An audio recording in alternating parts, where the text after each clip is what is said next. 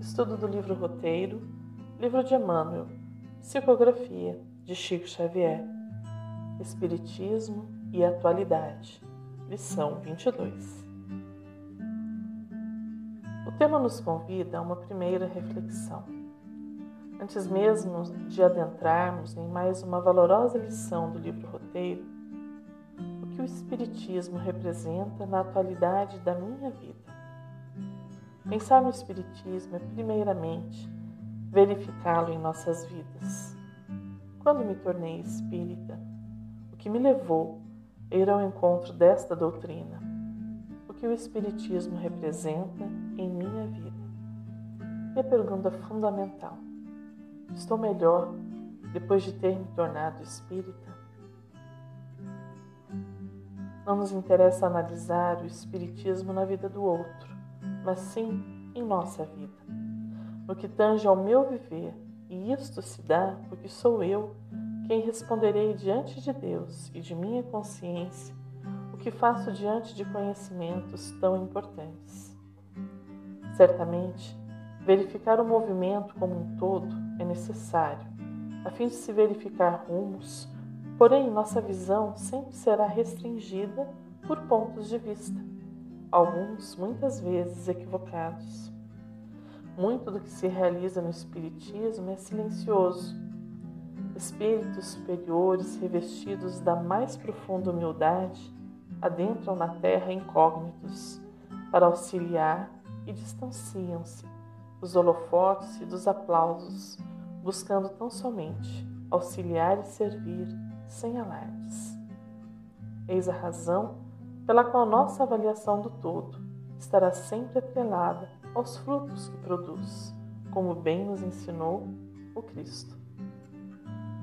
A doutrina espírita, quando bem compreendida, assemelha-se à atuação do verdadeiro cristão, pois o Espiritismo nada mais faz do que reviver os ensinamentos trazidos por Cristo sob a inspiração da fé raciocinada. Iniciemos assim as reflexões da lição sugeridas por Emmanuel. O Espiritismo, nos tempos modernos, é sem dúvida a revivescência do cristianismo em seus fundamentos mais simples. Quais eram estes fundamentos que precisam ser vivificados em nossos corações? O livro Ave Cristo, de Emmanuel, nos traz um belíssimo relato destes tempos idos que hoje somos convidados a reviver. Dificilmente, à distância de séculos, poderá alguém perceber com exatidão a sublimidade do cristianismo primitivo. Experimentados pela dor, amavam-se os irmãos na fé segundo os padrões do Senhor. Em toda parte, a organização evangélica orava para servir e dar, em vez de orar para ser servida e receber. Os cristãos eram conhecidos pela capacidade de sacrifício pessoal a bem de todos, pela boa vontade, pela humildade sincera, pela cooperação fraternal e pela diligência que empregavam no aperfeiçoamento de si mesmos. Amavam-se reciprocamente, estendendo os raios de sua abnegação afetiva por todos os núcleos da luta humana, jamais traindo a vocação de ajudar sem recompensa, ainda mesmo diante dos mais renitentes algozes. Ao invés de fomentarem discórdia e revolta entre os companheiros ungidos à canga da escravidão, honravam no trabalho digno a melhor maneira de amparar-lhes a libertação. Sabiam apagar os pruridos do egoísmo para abrigarem, sobre o próprio teto, os remanescentes das perseguições. Inflamados de fé na imortalidade da alma, não receavam a morte. Os companheiros martirizados partiam como soldados de Jesus, cujas famílias na retaguarda lhes cabia proteger e educar. Trecho do livro Ave Cristo, sobre a Igreja de Lyon. Eis o roteiro de amor e luz que somos convidados a resgatar, tarefa árdua, difícil, porém possível e necessária. Sigamos a lição.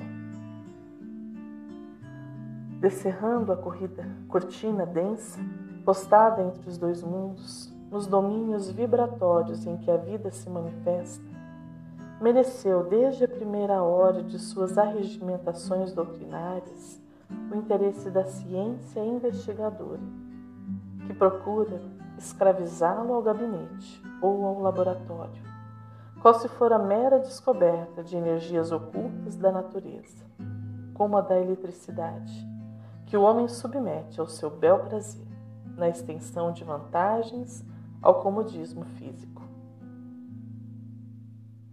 Reduzir o espiritismo ao seu aspecto científico é um engano que atravessa o século e persiste em nosso meio.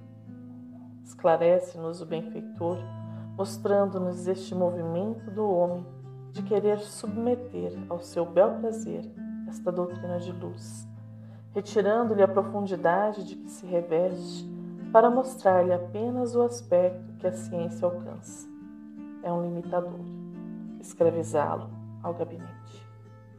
Se temos essa tendência, identificando-nos com os estudos que tratam mais dos aspectos científicos da doutrina, precisamos então buscar o equilíbrio, para que o nosso orgulho e a nossa vontade de submeter a doutrina aos nossos desejos não se concretize.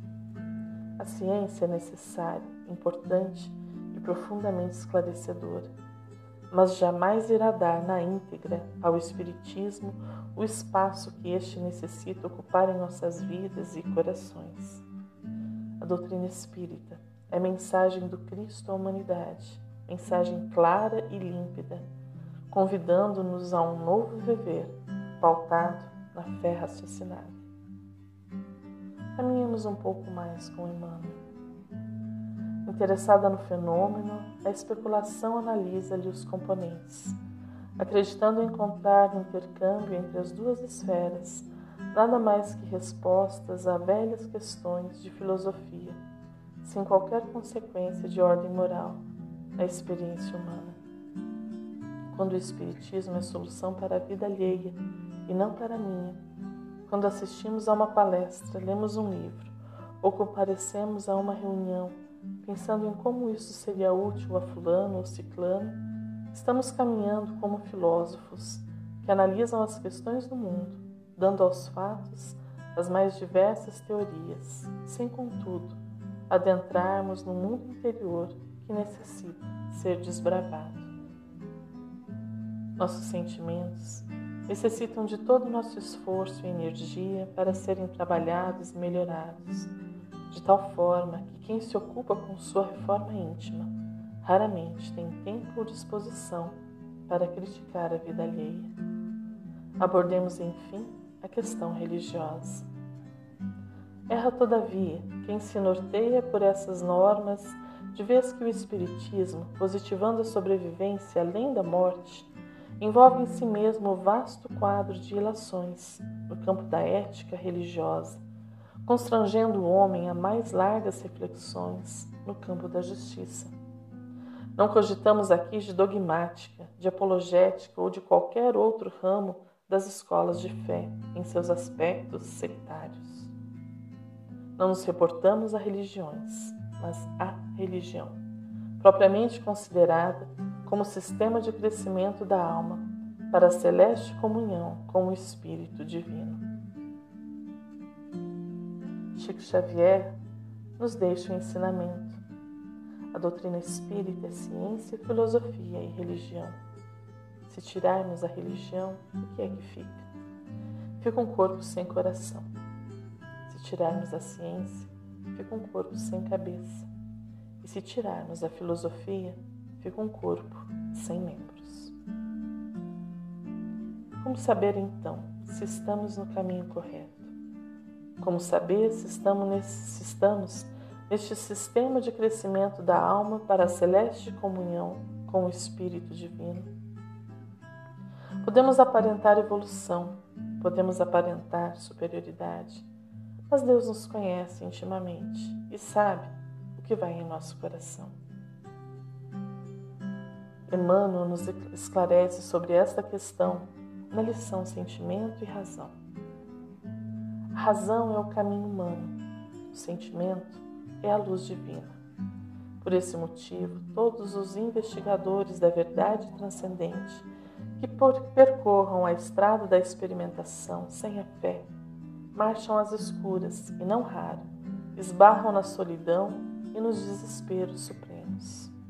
A ciência analítica, a filosofia especulativa podem fazer muito pelo espiritismo, dentro de seus métodos experimentais, mas sem a claridade religiosa, oriunda das ilações do campo doutrinário, estaria ele destinado a representar um papel tão humano e tão transitório como o das mais notáveis filosofias que o precederam, abrindo as janelas douradas de seus castelos teóricos no mundo, acenando as almas com o jogo das palavras, mas passando sempre um curso do tempo, acabando mumificadas no sarcófago das bibliotecas esquecidas. Os espiritistas sinceros devem saber que a ciência e a filosofia do planeta são um conjunto de verdades provisórias. Suas equações variam de cérebro a cérebro, como de escola para escola. Sem estabilidade no tempo, ambas acompanham os voos do sentimento, de quando em quando aceso pela fagulha do gênio, que despreza a rotina e o convencionalismo para iluminar a estrada do futuro infinito. Só o sentimento é bastante grande para elevar-se da esfera comum, quebrando as fórmulas rasteiras. É por esta causa justa que o espiritista cristão, invocando o raciocínio em todos os instantes da vida, não deve esquecer sua iluminação própria na fé, de sua elevação sentimental, de sua riqueza interior, em suma, de seu aperfeiçoamento individual na lei do esforço próprio. E ainda por isso, que todos os trabalhadores espirituais da grande causa centralizam os seus ensinamentos em Cristo Jesus, fundamento de toda a verdade sobre a terra e modelo supremo de todas as criaturas humanas, em face de sua necessidade imediata de renovação interior. Livro Coletânea do Além, lição 48. Recordemos a frase de Emmanuel: 2 asas conduzirão o espírito humano à presença de Deus. Uma chama-se amor, a outra sabedoria. Por muitos séculos temos trabalhado em prol do nosso avanço intelectual. Não obstante, o mundo nunca esteve tão necessitado de valores morais como a compaixão e a caridade. Sigamos em frente com mais um trecho do livro Roteiro. Desdobrando o painel das responsabilidades que a vida nos confere, o novo movimento de revelação implica abençoado e compulsório desenvolvimento mental. A permuta com os círculos de ação dos desencarnados compele a criatura a pensar com mais amplitude dentro da vida. Novos aspectos da evolução se lhe descortinam e mais rico material de pensamento lhe enriquece os celeiros do raciocínio e da observação.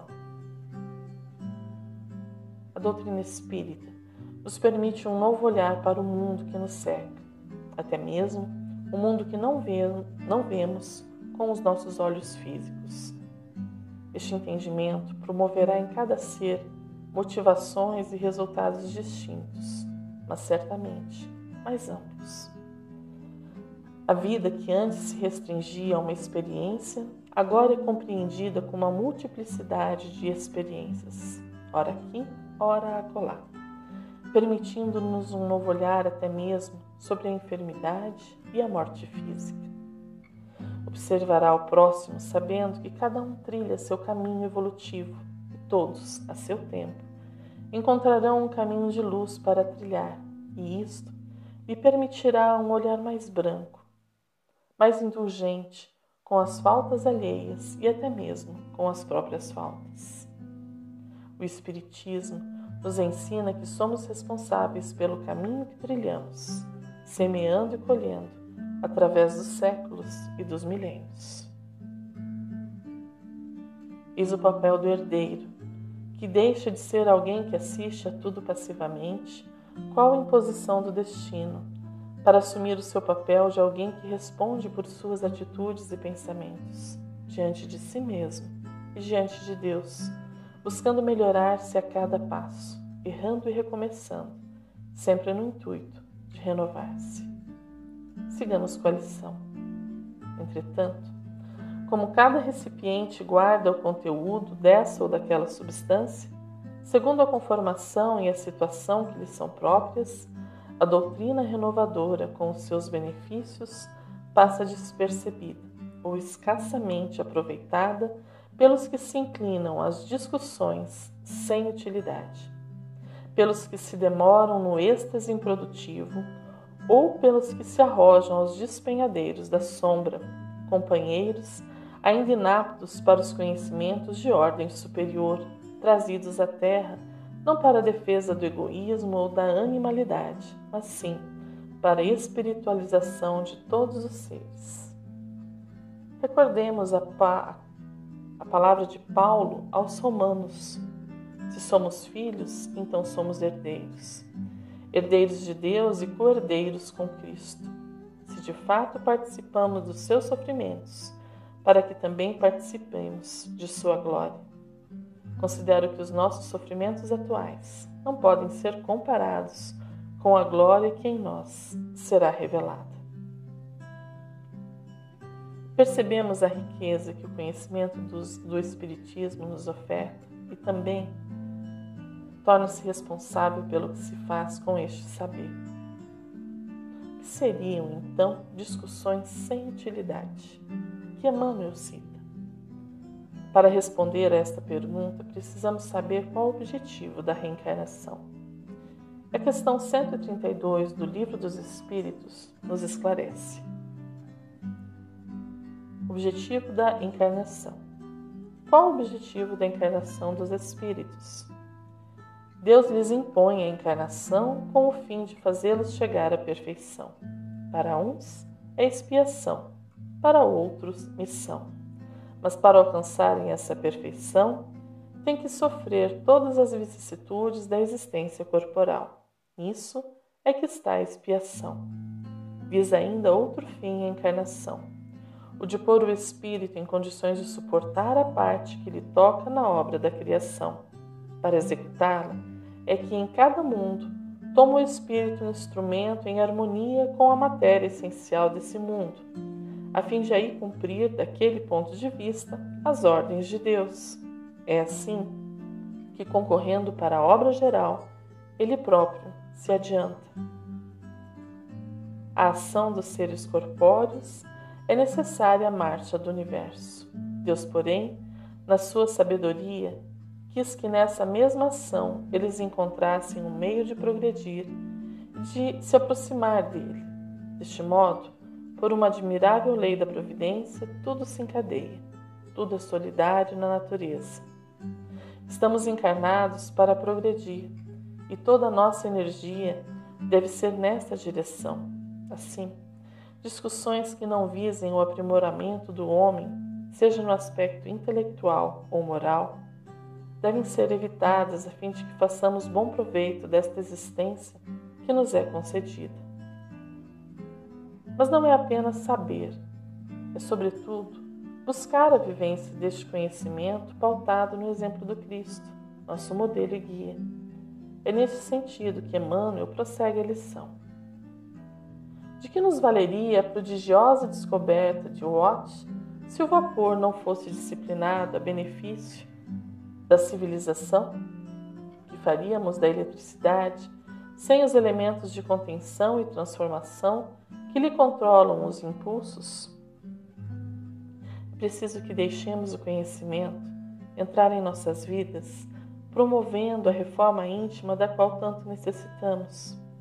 Tal qual pedra bruta que está sendo lapidada, reconheceremos nas lutas diárias ricas oportunidades de aprender e melhorar. Reconheceremos nossa imperfeição e não nos ateremos a ela com culpa ou estagnação, mas buscaremos os mais diversos meios para crescermos e evoluirmos. A nossa vontade nos dirige e a ela precisamos associar a disciplina, como nos explica Emmanuel em mais esse trecho da lição. No espiritismo fenomênico, somos constantemente defrontados por aluviões de forças inteligentes, mas nem sempre sublimadas, que nos assediam e nos reclamam. Aprendemos que a morte é questão de sequência nos serviços da natureza. Reconhecemos que a vida estua ao redor de nossos passos, nos mais variados graus de evolução. Daí o impositivo da força disciplinar. Urge o estabelecimento de recursos para a ordenação justa das manifestações que dizem respeito à nova ordem de princípios que se instalam vitoriosos na mente de cada um. Emmanuel afirma no livro Joia que a disciplina é alicerce da vida. Mostra-nos que temos a liberdade de agir, dispomos do nosso livre-arbítrio em todos os aspectos de nossa existência. Prossegue o benfeitor alertando-nos.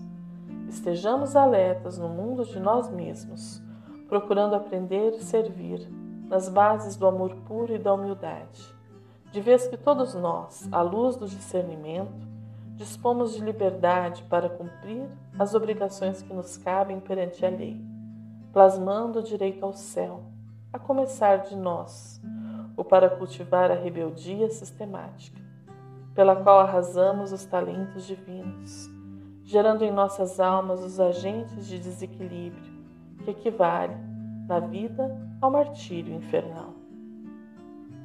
Disciplina para estudar, para realizar as tarefas no trabalho, em casa, e também as tarefas voluntárias, com todo amor e zelo, aproveitando-as para o constante lapidar a que somos submetidos.